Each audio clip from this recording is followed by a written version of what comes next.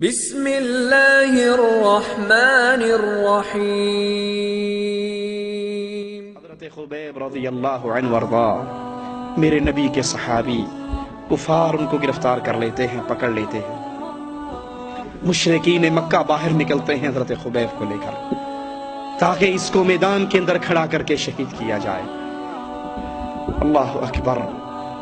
باہر لائے، کفار کے مجمع کو دیکھتے ہیں جو ڈھول پیٹتا آ رہا ہے، اپنے مشکل کشاؤں کے نعرے لگاتا آ رہا ہے، اور اللہ کی توحید کے ماننے والے کو ختم کرنے کے لیے آ رہے ہیں۔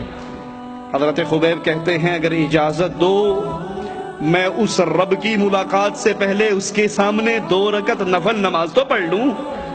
نماز پڑھتے ہیں اور بڑی ہی خوبصورت نماز پڑھتے ہیں۔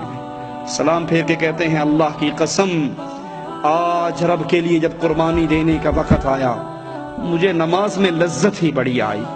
اگر مجھے یہ ڈر نہ ہوتا کہ تم یہ سمجھو گے کہ میں موت کے ڈر کی وجہ سے نماز لمبی کر رہا ہوں، میں اپنی نماز کو لمبا کرتا۔ کفار اس صحابی کو ٹانگ دیتے ہیں، اس کے جسم کے ایک ایک انگ کو کاٹتے ہیں، ہاتھ کو کاٹتے ہیں، بازو کو کاٹتے ہیں، پاؤں کو کاٹتے ہیں، ایک ایک انگ، اور ہر انگ کے کاٹنے پہ سوال کرتے ہیں خبیب تیرا چھٹکارا ہو سکتا ہے، تجھے اس عذاب سے نجات مل سکتی ہے، ایک صورت میں تو صرف اپنی زبان سے یہ کہہ دے کاش میں امن و سکون میں ہوتا اور میری جگہ پہ آج محمد کو قتل کیا جاتا صلی اللہ علیہ وسلم۔ اگر تو اپنی زبان سے صرف یہ جملے کہہ دے ہم تجھے چھوڑ دیں گے، نجات دے دیں گے، صرف یہ کہہ دے کاش آج میری جگہ پہ محمد رسول اللہ ہوتے اور میں آرام اور سکون کی زندگی گزار رہا ہوتا۔ کہنے لگے ظالمو تم کیا کہتے ہو، اللہ کی قسم میں تو یہ برداشت نہیں کرتا، میں اپنے بیوی بچوں میں ہوں، میں آرام اور سکون کی زندگی گزارتا رہوں اور میرے نبی کے قدموں میں صرف ایک کانٹا ہی چبھ جائے۔ پوچھا یہ کہوں کہ نبی کو میری جگہ پہ سولی دے دی جاتی، میں تو یہ بھی برداشت نہیں کرتا، میں اپنے بچوں میں سکون کی زندگی گزاروں اور میرے رسول کو کانٹا بھی چبھ جائے۔ کفار کاٹ رہے ہیں حضرت خبیب کے جسم کے ایک ایک انگ کو، اور یہ صحابی آسمان والے کی طرف منہ کرتا ہے اور کہتا ہے اللہ تیری توحید کے لیے کٹ رہا ہوں، لا الہ الا اللہ کے لیے کٹ رہا ہوں، قربانی دے رہا ہوں، جان دے رہا ہوں۔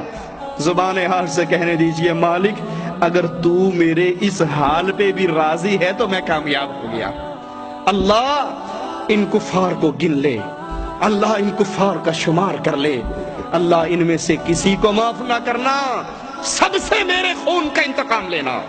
حضرت سعید بن عامر رضی اللہ عنہ وارضا جو ابھی تک کلمہ نہیں پڑھے، ابھی تک کفر کی حالت میں ہیں، قریش کے اس مجمع کے اندر وہ بھی کھڑے ہیں، اس مسکراتے ہوئے چہرے کو دیکھ رہے جو اس استقامت کا پہاڑ بن کر لا الہ الا اللہ کے لیے قربان ہو رہا۔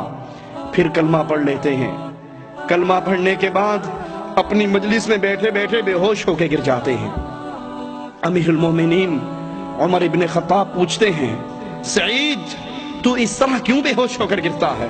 کہتے ہیں امیر المومنین مجھے خبیب کی شہادت کا وہ دن یاد آ جاتا ہے اور خبیب کی وہ دعا یاد آ جاتی ہے اللہ ان مشرکوں کا شمار کر لے، ان مشرکوں کو گن لے اور ان میں سے کسی کو معاف نہ کرنا۔ میں اسلام تو لے آیا ہوں، جب خبیب کی قربانی کا منظر میری آنکھوں کے سامنے آتا ہے میں بے ہوش ہو کے گر جاتا ہوں۔ جنہوں نے ایمان کو سمجھا، جنہوں نے اسلام کو سمجھا، جنہوں نے اللہ کی توحید کو سمجھا۔ سبسکرائب کیجئے ہمارے چینل اور دبائیے بیل کا آئیکن تاکہ آپ کو ریگولر نوٹیفیکیشن اپڈیٹس مل سکے۔